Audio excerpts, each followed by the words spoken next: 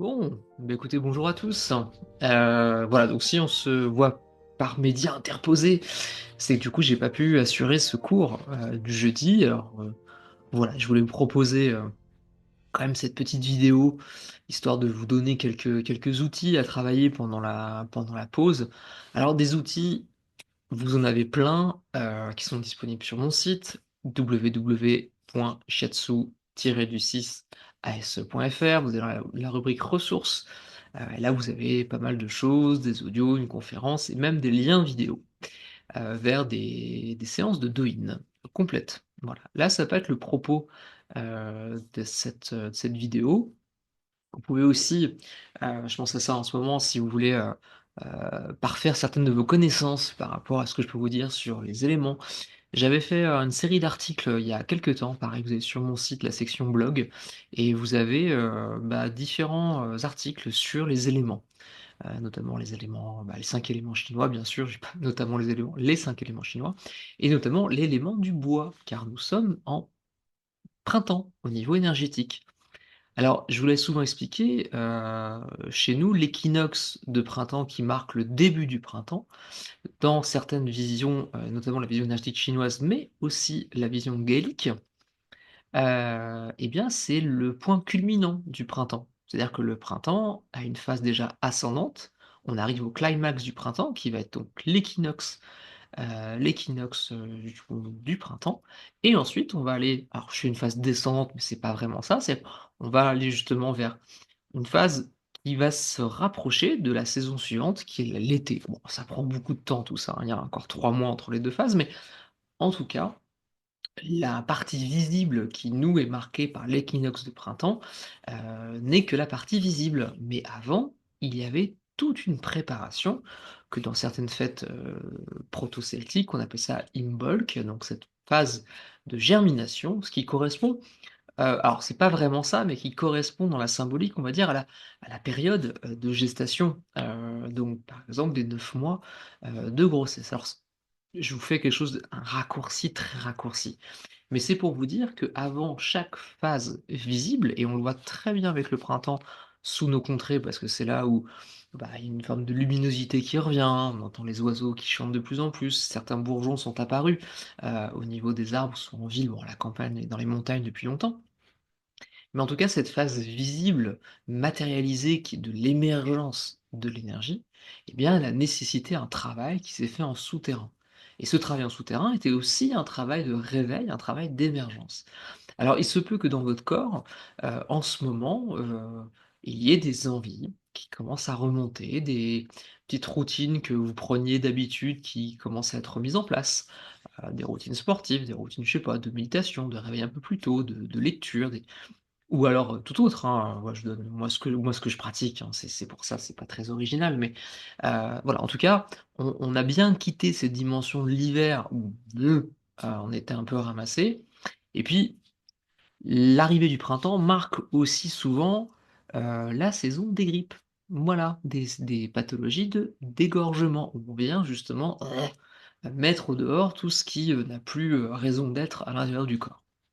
Alors c'est un peu comme ça qu'on a travaillé, aussi en Douyin dernièrement, avec justement cette préparation, cette mise en route de l'énergie. Mais je voulais revenir sur un point. Très souvent, j'utilise des termes qui sont, issus de la tradition japonaise et chinoise, notamment en japonais le terme de misogi, qu'on va traduire par purification. Alors moi, après, je vous avais donné une vision plutôt alchimique de ce qu'est la purification, c'est-à-dire on va séparer le bon grain de l'ivraie, c'est pas vraiment ça, mais en tout cas, on va aller, cheminer vers, en fait, retirer un peu, se dépouiller de ce qui n'est pas notre vibration et ce qui n'est pas notre couleur. Alors je vous donne des symboles, hein, bien sûr, hein, ça peut paraître des mots d'esprit, mais c'est vraiment ça qui se passe. Après, le problème, c'est que dans nos contrées, et je fais ce mouvement-là en parlant, c'est sûrement le sous ta capuche noire, ça me fait penser à une robe de bure, c'est mon côté prêtre, qui ressurgit, allons savoir. En tout cas, le terme de purification, souvent, est véhiculé comme quelque chose, comme si on devait se nettoyer de choses impures en nous.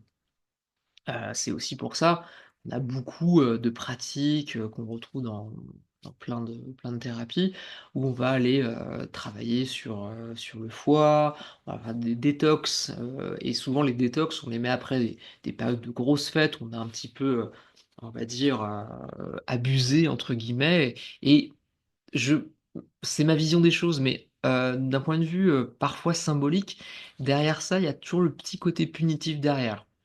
Bah et oui, on a vécu quand même des même qu'on soit croyant ou non, on a quand même vécu beaucoup dans cet univers-là où, une fois qu'on a une période de plaisir, derrière, il faut un petit peu payer, les factures. Alors, c'est un peu ce qu'on a autour de nous parfois, on a envie de perdre un peu de poids, on a envie de se sentir mieux dans son corps parce que voilà, on s'est «lâché» entre guillemets. Mais en fait, on sait pas trop, où est-ce que le serpent se mord la queue, dans tout ça. Est-ce que je me suis lâché parce que en amont, je me suis trop contraint et donc du coup, bah, une fois que je me suis lâché et vu que je me suis, bah, comme dit le verbe lâcher, c'est-à-dire que je me suis vraiment j'ai pas forcément réfléchi, j'ai laissé aller mon envie et du coup, bah, derrière, j'ai abusé, donc mon corps, boum, il s'est retrouvé en termes de saturation et du coup, bah, derrière, je vais faire une bonne détox comme ça, voilà, je vais me sentir bien dans mon corps et je vais avoir ce sentiment et je me bats encore dans l'énergie, hein, je suis désolé, mais ce sentiment de d'avoir bien fait, d'être bien, d'être sain, d'être voilà et du coup, bah, je vais tenir ce rôle-là et comme dans tout rôle que je tiens, il y a un moment donné, ça va pas tenir et donc du coup, je vais me relâcher et donc vous comprenez la mécanique qui est derrière et en fait, la proposition, que je vous fais, en tout cas dans toutes ces pratiques, c'est et si on passait justement de ce côté de purification un peu punitive, parce que du coup, on n'a pas bien fait avant, à juste, un côté de je dirais un gros mot, hein, un côté plaisir. Voilà, on a eu la période de l'hiver, on a fait ce qu'on avait à faire pendant l'hiver et puis là, du coup, on se met en lien avec ce qui commence à chantonner dans nos oreilles et si du coup, bah, on s'autorisait, on se permettait de dire: «Bah, tiens, en fait, bah, j'ai peut-être envie de me faire, un petit travail au niveau hépatique, j'ai peut-être envie de reprendre des petites habitudes, une petite routine». Non pas parce qu'il faut que je me remette dans le droit chemin et cetera, même si peut-être le démarrage va être ça, mais tout de suite le shifter en disant: «Est-ce que ça serait pas pour, bah, plutôt pour, bah, pour moi, en fait, parce que ça me fait du bien». Voilà. Non pas pour me transformer ou me purifier, mais, bah, juste parce que je sens là dans mon corps, j'ai développé grâce à mes nombreuses séances de Douyin, j'ai développé cette sensation, cette écoute du corps grâce aussi aux audios que j'ai écoutés il y a pas très longtemps sur la voix du corps. Vous l'avez pas écouté ça? Ah bah, je vous renvoie vos mails. Normalement, vous devriez, avoir reçu, des petits audios dernièrement qui parlaient de la voix du corps justement, où le but, c'est non pas d'aller se battre contre son corps, mais de refaire alliance. D'ailleurs, je crois que le dernier audio, s'appelle comme ça, alors peut-être que vous l'avez pas encore eu quand vous regardez ces vidéos, enfin bref, je sais pas trop. C'était de la défiance à l'alliance. Et ouais, et si on arrêtait de se battre contre soi pour être meilleur, de gérer ses émotions, d'être en forme, d'être, voilà, toute cette notion guerrière, on va dire, qui parfois nous a fait du bien à un moment donné de notre vie, mais hormis urgence dans l'instant, je pense qu'on peut un peu déposer les armes et du coup refaire alliance. Refaire alliance avec quoi? Avec ça, avec ce qui fait qu'on expérimente cette vie, qu'on vit cette vie. Alors on peut ne pas forcément, heu, aimer ce corps. On peut, on aurait pu aimer être dans un autre corps, dans une autre culture, dans un autre sexe, ou autre. Ça c'est possible. On peut bien sûr modifier tout ça si vraiment, et on peut modifier tout ça si ça part d'un élan, on va dire, de vraiment de création, un élan d'envie d'expérimentation. Mais une expérimentation pour, je vais dire, pour le plaisir. Parce que c'est quelque chose, on a un appel qui nous pousse vers une direction. C'est souvent, ce qu'on peut faire quand on met en place des pratiques ou qu'on je sais pas, on va faire des voyages ou autre et ça prend vraiment une couleur différente. C'est-à-dire que c'est la même action, pardon, mais tout va dépendre de le on va dire l'énergie qui est en dessous. Si je veux mettre en place quelque chose avec l'énergie de: «Je vais m'améliorer, c'est parce qu'il y a vraiment ça que je veux faire pour prouver que, bah, que je suis une bonne personne, voilà, j'aime beaucoup ce terme, hein, c'est voilà, parce que je veux montrer au monde, je veux prouver, je veux justifier, je veux enfin qu'on me reconnaisse comme étant celui qui, ou celle qui, bien sûr, ou la même action, dire alors ça part ce côté-là est souvent très prégnant, hein, dans 90 de nos actions, mais on peut très bien partir de ça et puis après se prendre le temps de se poser 2 secondes et dire: «Mais en fait, et si je le faisais juste comme ça? Juste pour voir?» Si, je prends un exemple qui est j'ai promis il y a des exercices qui vont arriver après, hein, mais moi je pratique la méditation. Heu, ce qu'on appelle la méditation. C'est pareil, c'est un grand mot, il y a des mots comme ça, c'est des mots valises, des mots fourre-tout, il faudrait inventer des nouveaux mots, mais bon, on va l'appeler comme ça parle à tout le monde. La méditation, heu, alors il y a ceux qui font la promotion de la méditation, il y a ceux qui sont un peu contre la méditation et voilà, parce que la méditation souvent est érigée comme une valeur, en disant: «Il faut méditer, c'est bien, c'est important, gna gna gna gna». Puis il y a des études scientifiques qui le montrent, il y a des très beaux reportages là-dessus. Mais il y a un peu cette injonction à la méditation. Donc du coup, quand il y a une injonction, on rentre dans une logique d'opposition et en face, il y a des personnes qui vont justement se dire: «Mais non, mais contre cette injonction, nous on n'a pas besoin de méditer» et en effet, on n'a pas besoin de méditer. En soi, la méditation, je veux dire, elle est, aucun aucun intérêt à méditer et d'ailleurs, c'est ce que vivent beaucoup de personnes, notamment des personnes que je peux avoir aussi en stage ou, en cours, au démarrage, ils sont un peu perdus. Parce que, moi, dès le jour 1 ou la première minute, je leur explique que, en fait, ça n'a aucun intérêt de méditer. Tout de suite, ils vont dire: «Mais si, ça a un intérêt». Bien sûr que ça a un intérêt, heu, voilà. Mais le point de départ, c'est est-ce que tu as juste envie d'expérimenter ça? Est-ce que tu as juste envie de jouer avec ça?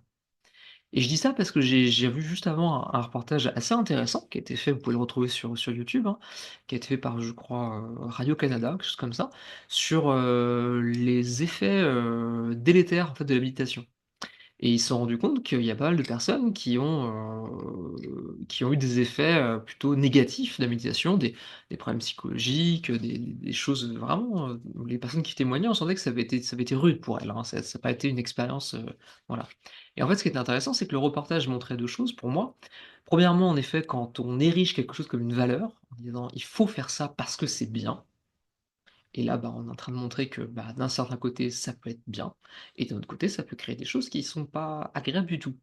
Et donc là-dedans, on sait plus trop où se situer.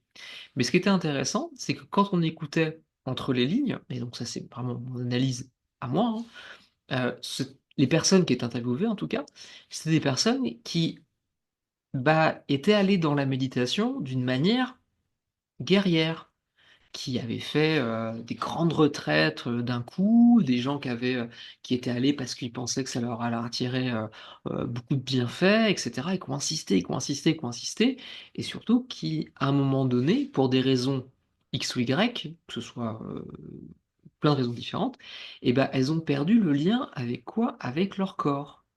Parce que leur corps peut-être leur disait: «C'est bien, mais vas-y doucement».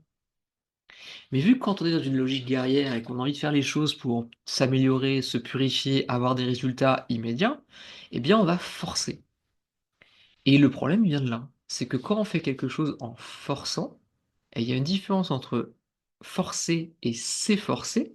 Ce sont deux mots très différents. Je vous renvoie pour ça, il y a un je crois que c'est un podcast à mon avis de vous tapez pareil, Issa Padovani et il y a Forcer et s'efforcer. Il a fait quelque chose de vraiment très intéressant là-dessus, où il distingue bien la distinction du coup, entre forcer et s'efforcer. Moi je retraduis ça en forcer, on va être dans une logique guerrière pour il y a derrière, il y a de l'énergie sous-jacente qui vient pousser, pousser, pousser, pousser et donc du coup on va quitter la conscience et la présence qu'on a avec notre corps et par contre s'efforcer et c'est là où c'est intéressant, donc là on retrouve moi un petit peu parfois ce que je vous donne comme pratique, où on va juste, s'amuser à voir: «Tiens et si je faisais ça, comment c'est pour moi?» Même si au démarrage, c'est pas hyper fun. Voilà, commencer à méditer, alors moi je l'ai fait en me forçant au démarrage, la méditation, clairement, hein, j'avais le bouquin de Christophe André, machin, je me forçais, je m'asseyais, il y avait aucun plaisir. aucun plaisir. Après, j'ai fait de la méditation, j'ai rencontré quelqu'un qui m'a formé à la méditation et au démarrage, c'est pareil, c'était logique guerrière. En plus, c'était une méditation martiale. Donc du coup, c'était pour atteindre des états de conscience, machin et cetera et je sais pas ce qui s'est passé, une grâce, sûrement. Il y a eu un shift, en fait et je crois que le shift, c'est quand j'ai commencé à enseigner la méditation et en fait, bah, je me suis rendu compte de la violence, pour moi, que j'infligeais à mon corps et la violence que je pouvais infliger aussi, dans mes paroles en forçant quelque chose. Alors que la méditation, j'ai découvert que c'était, l'art de se mettre en présence avec ce qui est et en faisant ça, on goûte plein de choses différentes, physiques, énergétiques, psychiques, qui sont pas forcément simples, mais en tout cas, j'y suis allé avec une notion de plaisir parce que, bah, vous avez peut-être compris, j'aime transmettre. Voilà, c'est un truc, j'ai un petit côté mon côté anciennement instit, hein, il y a un côté un peu pédagogique. J'aime ça et ça me pourquoi? Parce que, bah, en fait, quand je transmets à d'autres personnes, j'ai quand même à cœur de rendre ça accessible et respectueux de la personne qui est en face de moi et donc du coup, bah, ça me fait un peu plus réfléchir. Je pense qu'au démarrage, je suis plus respectueux des gens que j'ai en face de moi que de mon propre corps. Ça a changé, mais en tout cas à l'époque, c'était ça. Donc du coup, bah, j'ai pu basculer d'une logique de je fais ça pour quelque chose, parce que je trouve ça, ça a une valeur pour moi, à la valeur principale, c'est je trouve ça cool. C'est j'aime vivre ça, j'aime transmettre ça et en plus, bah, voilà, c'est donc j'ai pu découvrir, cette différence. Donc, je reviens sur mes pieds, même si je me suis un peu perdu. C'est pas une conférence, mais presque. Donc misogynie, le printemps, les détox et cetera. Est-ce que moi, ce que je vous propose, c'est de quitter pour cette saison, en tout cas, la logique de je me alors purifie, parce que je reprends vraiment ce terme-là, c'est-à-dire je me nettoie, je me détoxifie et cetera, à plutôt, bah, tiens, je sens dans mon corps que là, bon et tiens, qu'est-ce qui serait cool pour mon corps? Là, je vous renvoie vraiment à mes petits audios qui parlent de ça. Donc si vous ne savez pas comment faire, là-bas, je vous sur ces audios, je vous donne des outils pratiques pour justement vous mettre à l'écoute de votre corps. Mais en tout cas, là, ce qu'on va faire, ce que je vais vous proposer, avec le temps qui nous reste, alors je vais juste vous donner le démarrage et après je vous encourage pendant les 3 semaines qui sont là ou même si vous regardez cette vidéo à un autre moment, de faire les exercices que je vous propose avec cette, dimension de et notamment ce qu'on va faire là, ça va être la respiration du feu qu'on a pratiqué en cours, mais que je vais repratiquer avec vous, avec cette dimension de, hem, non pas j'active le feu pour purifier, pour nettoyer et cetera, pour réactiver la flamme à l'intérieur, même s'il y a ça, mais tiens, je vais réactiver et je vais activer, je vais poser ma conscience sur la présence de ce corps, de ce souffle qui va justement remplir cet espace, ce temple comme certains l'appellent, hem et voilà et retrouver cette notion de tiens, quand je fais une respiration du feu, je me fais une sorte de quand même de massage au niveau des organes, je réactive un peu une dimension, énergétique, je récupère un peu de lucidité, je mets un peu de chaleur et cetera. À la seule condition que vous n'insistiez pas trop. C'est-à-dire que si vous sentez et j'en ai fait l'expérience aujourd'hui en cours de méditation, si vous vous sentez pris de vertige, si vous sentez, pris d'un sorte de mal de tête de pression un peu trop forte, de douleur, ralentissez, voire même décélérez et même arrêtez, même si moi je n'ai pas arrêté, pour vraiment revenir dans cette écoute du corps. Et vraiment l'indication que je vous propose, j'arrête de faire ça, ça me fait vraiment bizarre. L'indication que je vous propose pour ce printemps qui arrive, c'est remettez se remettre, je me remets, tu te remets, nous nous remettons, voilà, remettons-nous en lien avec notre corps et notre corps à nous, pas le corps de celui que là vous voyez en face de vous. Parce qu'il a une autre histoire, il a d'autres pratiques, il a un autre chemin, une autre voie, quel qu'il soit, et donc il y a que vous qui connaissez votre corps parfaitement. Donc si vous sentez que, bah, cette technique-là, il y a un truc qui vous dérange, que ça vous crée des douleurs, parce que ça vous crée des tensions, bah, ne la faites pas, même s'il s'appelle, méditation. Voilà Et puis si vous avez vraiment envie de méditer, et ben vous venez me voir, soit en séance individuelle, soit en cours, et puis on en discute. Voilà, et on voit comment mettre ça en place, de manière équilibrée pour vous. Voilà, entre autres. Ça peut être aussi de la diététique, chinoise notamment, si vous avez des envies au niveau de votre corps et vous avez envie d'expérimenter votre corps d'une autre manière. Voilà, alors si vous voulez me voir, je fais une aparté, bon ce qui est pas votre cas, hein, mais voilà, si vous venez me voir pour gagner ou perdre du poids, c'est pas moi qu'il faut voir.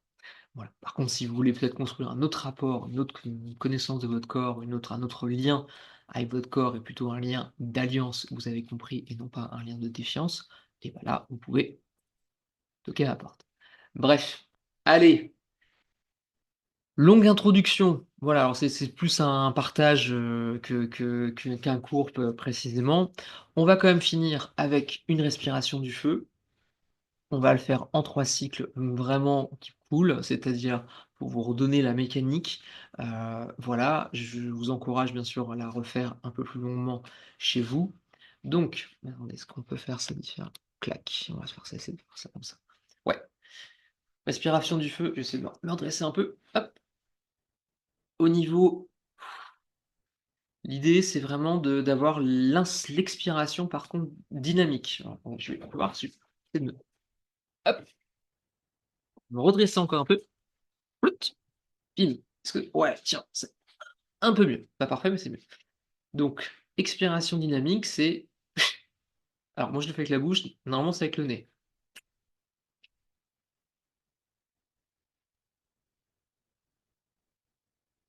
Et par contre, l'inspiration est complètement, alors pas passive, mais en relâché. C'est-à-dire que vous allez expirer et vous avez pas besoin de forcer l'expiration. OK? Allez, donc expiration par le nez. C'est comme si votre diaphragme devait toucher votre colonne à l'arrière. Et puis vous gardez votre conscience, on va rajouter ça c'est un petit peu à ma sauce, vous descendez, votre point de focal au niveau du petit bassin, au niveau du dantian inférieur, au niveau du hara, comme ça je le fais version chinoise et japonaise. Donc vous redescendez, prenez un temps de respiration de quelques instants. Je mets une main là, vous pouvez étirer. En fait, donc on va commencer par ça. Mettez une main au niveau du sternum, une main au niveau du nombril.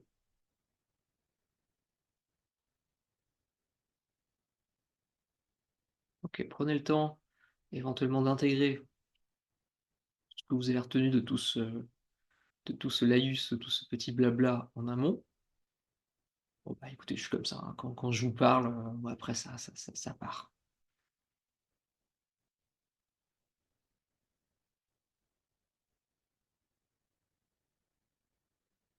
Alors vous voyez peut-être mes yeux qui partent à droite et à gauche, c'est ce qui me permet moi de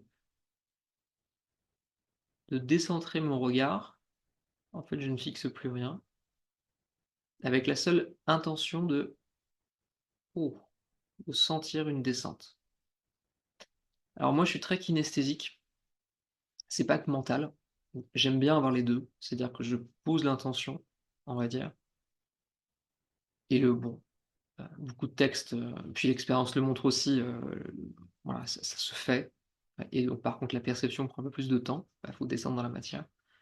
Mais j'aime bien avoir la sensation.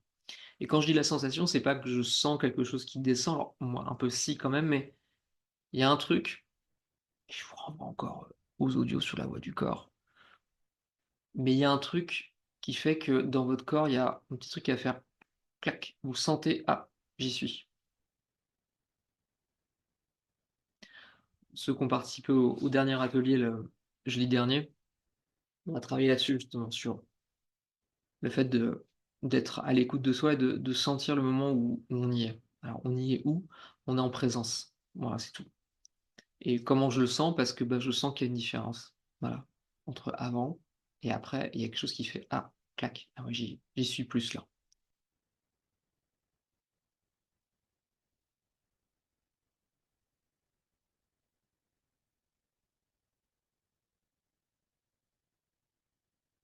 Mmh.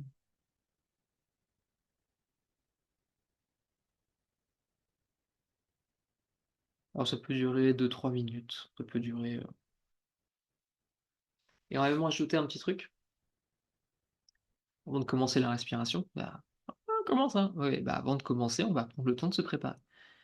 Une fois que vous sentez vraiment descendu au niveau du bassin, voilà, en tout cas plus en présence du bassin, vous allez mettre votre deuxième main sur, sur le nombril comme ça, pour relâcher bien. Alors vous ne me voyez plus, mais c'est les mains sur au niveau du nombril. Et puis un peu comme ce qu'on a fait en cours, que vous soyez, sur une chaise ou assis par terre, vous allez porter votre attention sur le fait de venir, capter ce qui, remonte du sol. Voilà. On a souvent une énergie qui est ascendante, qui vient de la terre, du yin, et une énergie qui est descendante, qui vient du ciel, yang. Et puis on a un endroit où ça se mélange, le cœur. Bon, c'est un autre sujet, mais en tout cas, ces énergies-là sont ce flux est permanent, où qu'on soit. Donc comme ça, vous balayez de côté, les endroits, qui sont bon, ça dépend de vos pratiques et de votre vision du monde, mais parfois dans les champs qui sont les miens, on peut retrouver des fois des pensées qui vont dire, bah, il y a des endroits qui sont plutôt positifs, d'autres négatifs et du coup, on me laisse plutôt dans un endroit où on est bien, on est en pleine nature, on est enfin c'est voilà et bah, l oui, c'est vrai que ça facilite parfois et non, en fait, il y a pas d'endroit positif ou négatif. Surtout si je laisse, bah, si je laisse juste le flux se faire parce qu'en fait ça se fait tout le temps, voilà, donc il y a pas besoin non plus de se protéger par rapport à ça, donc ça c'est encore un autre champ qu'on abordera peut-être un jour si ça vous intéresse. Mais en tout cas, c'est plutôt comment je m'ouvre et je vais pas, capter des mauvaises ondes, de mauvaises énergies. Non, je vais juste laisser le vivant faire son taf et me faire, attention deuxième gros mot, confiance, non pas pour alchimiser tout ça et je reprends encore des termes qui sont propres parfois à des dérives dans mon milieu, heu et donc du coup transformer l'ombre en lumière. Non, parce que je suis encore d'une logique guerrière. Pas du tout en fait. Je laisse juste d'une manière comme Monsieur Jourdain, on va dire, je laisse faire ce qui se fait, point et j'arrête d'y mettre, des projections mentales, des intentions, des alors contradictoires, mais en tout cas des envies de résultats et du coup, bah, je laisse se faire et en fait, l'expérience m'a montré dernièrement, très dernièrement, mais quand même c'était assez, marquant, qu'en fait, si je monte et j'ouvre et je laisse cette énergie de la terre qui cherche juste bah, c'est du vivant en fait à me traverser, parce que si je suis là à cet endroit-là, je suis pas dans mon cabinet, je suis pas dehors, je suis là. Donc c'est l'instant présent, il est là. Donc c'est ça que je dois capter. Je capte et je cherche pas à tirer profit de ça, je cherche juste à m'ouvrir et me laisser traverser. Et non pas comme un canal qui vient canaliser la lumière, autre dérive de mes pratiques énergétiques parfois, dans ce que je peux lire et voir, mais juste, en fait, je suis à ma place, quoi. Voilà. C'est comme si, entre guillemets, un arbre disait, «Je suis pas à ma place». Manque de bol, en plus, lui a des racines, donc nous, bon, au moins notre place, nous, elle bouge. On fait bouger notre terreau avec nous. Mais là où vous êtes assis dans l'instant, vous regardez cette vidéo, c'est le meilleur endroit pour vous, aujourd'hui. Et si jamais, après cette vidéo, votre corps, il vous dit: Ouais, OK, mais c'était pas forcément ma préférence», bah, demandez-lui où c'est sa préférence. Voilà, mais pas avec la tête qui dit: «On va chercher un endroit qui sera peut-être avec les meilleures énergies, peut-être dehors, au soleil». Non, ça se trouve, dans un parking. C'est pas forcément, le meilleur endroit, mais sait-on jamais? Pourquoi pas? Bref, je digresse beaucoup. OK, donc vous laissez monter. Bah, de toute façon, depuis le temps que vous m'écoutez là, vous avez pas eu le temps de réfléchir, donc vous avez laissé monter. Donc vous pouvez laisser monter un peu plus en conscience et on y va. Donc une fois que s on commence à se faire s'ouvrir à ce qui est là, à se déposer, à se poser et à se lâcher la grappe aussi. Respiration du feu, donc moi je mets la main au niveau juste en dessous du sternum, au niveau du diaphragme et on y va et à chaque expiration par le nez. C'est parti.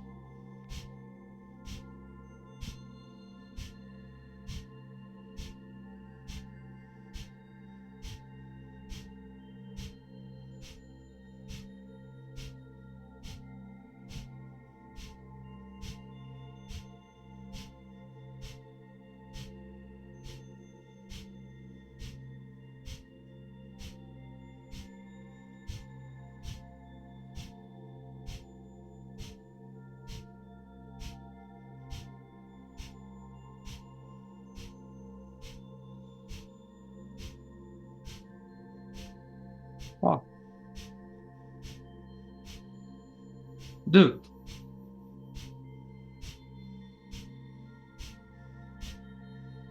1. Vous inspirez et vous relâchez.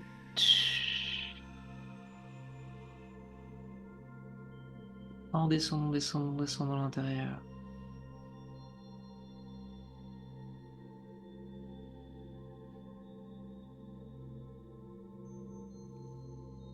Alors ça, c'est une petite spécificité, si vous n'êtes pas en cours avec moi et vous regardez quand même la vidéo.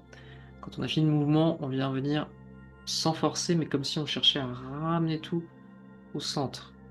On n'est pas encore dans l'extériorisation. Donc vraiment, OK, on ramène, on ramène, on ramène au centre et on laisse après faire ce qu'il y a à faire. On s'en occupe pas. Allez, bon allez, on se fait une deuxième petite session. Voilà. Et puis je vous laisserai faire la troisième. Ou soit je la vais peut-être faire avec vous en fonction du temps. Allez, on y va.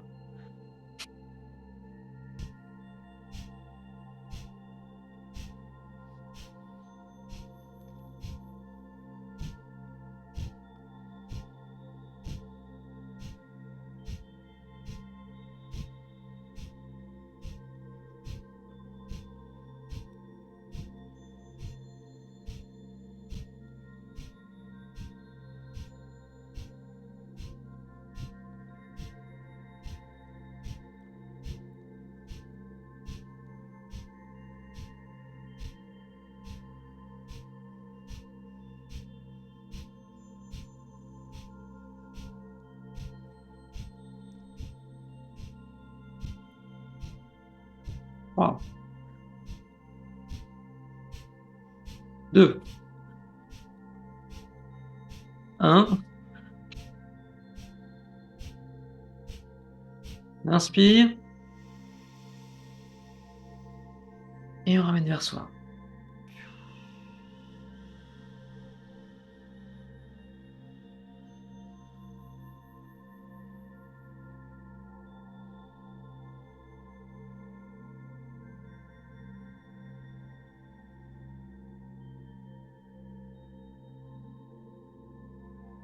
Pareil, prendre le temps de vous masser dans le sens aussi du transit, donc au milieu. Attends, droit, haut, gauche, bas, droit, haut, gauche, bas, droit, haut, gauche, bas, dans le sens du transit. Alors ne faites pas comme moi. Avant de faire une respiration du feu, ne prenez pas un café et un goûter. C'est n'importe quoi. Tu nous parles de purification, détox, et t'as mangé un truc avant. Oui, tout à fait. Alors la logique voudrait faire une troisième session. Je vais vous laisser la faire. Comme ça, vous la faites en autonomie. Je vous conseille de mettre un petit timer, 1 minute 30. Voilà, forcez pas trop. Sentez bien le diaphragme qui se relâche. Plus vous allez relâcher le diaphragme, moins vous allez avoir plus vous allez avoir des petites contractions très vives, mais en relâchant bien derrière, plus vous allez pouvoir augmenter la durée des cycles. Voilà.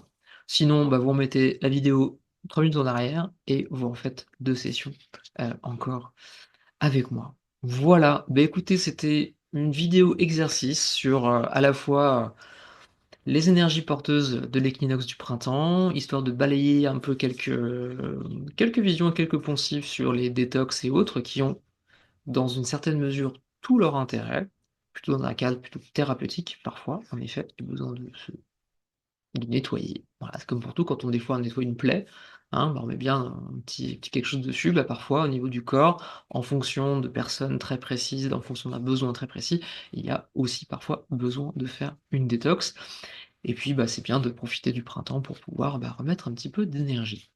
Et puis, bah, si la question justement des bonnes, mauvaises énergies, des milieux dans lesquels venir, et bien je crois que fin mars, le 29-30 mars, il y a un très beau stage que j'organise avec mon ami, Florent Gallet justement sur un lieu magnifique. Alors là, si vous voulez aller sur un lieu qui dépote et vous mettre justement en connexion avec le lieu, et bah, vous venez avec nous, on part C'est 2 jours avec, 1 nuit en bivouac, donc c'est pareil aussi pour bien se remettre en contact avec les éléments.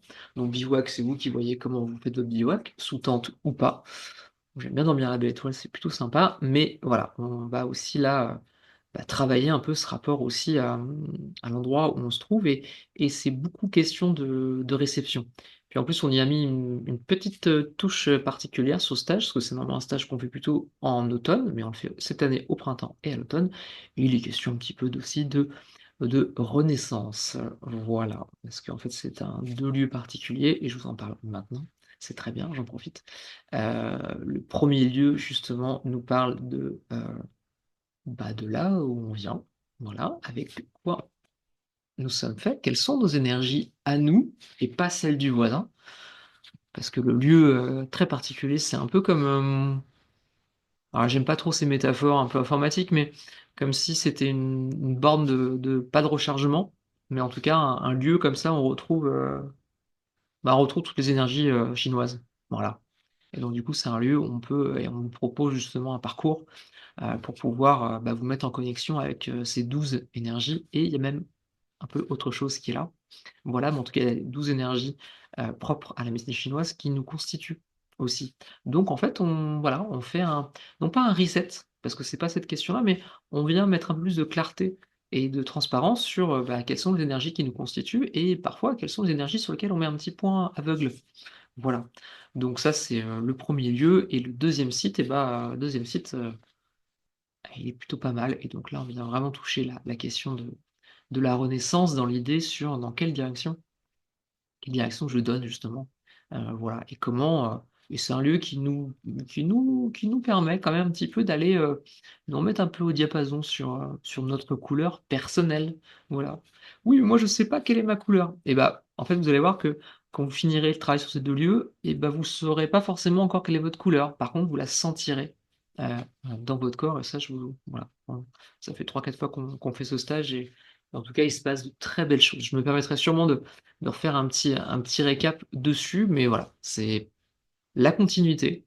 Si vous avez envie de tester en tout cas et d'expérimenter, de profiter aussi du lien avec le vivant dans quelque chose d'assez majestueux et c'est là où les mégalithes nous aident bien à sentir ça.